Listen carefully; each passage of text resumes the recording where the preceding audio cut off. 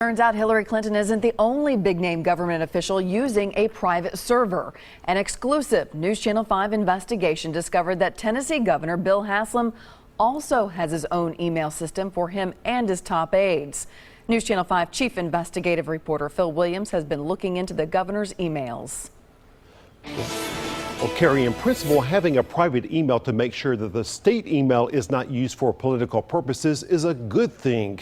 The question is, what happens when that private email is used to discuss the public's business? A new bombshell in the investigation into Hillary Clinton's email scandal. Clinton's use of private email helped shield it from public searches. If I had to do it all over again, I would have used a separate email account. Just like the former Secretary of State, whose use of private email for public business has become a hot topic, our investigation discovered that Tennessee's governor and his top aides have also routinely used private email. That email linked to the governor's personal website, BillHaslam.com. This is what got Hillary Clinton in trouble, and so I think the public sees this as an issue. Open government advocate Deborah Fisher questions whether public business is being conducted out of the public eye. By using a private email account, while those emails may still be subject to the Public Records Act, they're essentially under the radar and nobody knows about them. News Channel 5 Investigates filed a public records request for emails caught up in the state's computer system sent to her from the governor's private server. We found state budget officials from state accounts briefing the governor himself at BillHaslam.com. The governor's executive assistant also uses BillHaslam.com, corresponding here with then Chief of Staff Mark Cate, again at BillHaslam.com. Obviously, they're using this private server to discuss public business. Those are public records. We showed the emails to Tea Party activist Ben Cunningham. In one example, Cate emailed an education activist about Common Core, copying Haslam's education commissioner, also apparently using private email.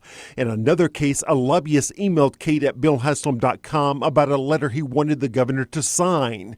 Cate sent it on to the governor's policy director, also at BillHaslam.com. I think the point is this. The governor's office says any use of BillHaslam.com emails for official government business was inadvertent.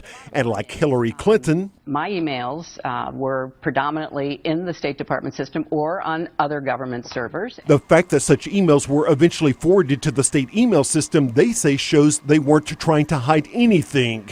The governor's communications director added, any insinuation that the governor or this office deliberately used non-state emails for official state business is wrong and misleading. The only thing that would be in violation of the law is if you made a request for records and they only provided you records that they had access to on the government account, yet there were other records out there that they weren't providing you. Meanwhile, after the Haslam administration took office supposedly to save server space, they changed the rules so that instead of all emails being kept for 6 months, they're automatically deleted after 3. That's ridiculous. That is absolutely ridiculous. The retention policy should be at least 5 years. As for how long emails are kept on the governor's private server, the governor's spokesperson says, I have no idea.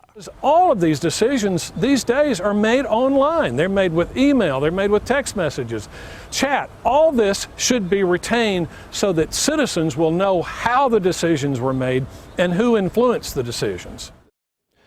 Now, because we only asked for a snapshot from the state email system, we cannot independently confirm how often the governor and his aides may have used BillHaslam.com to discuss government business.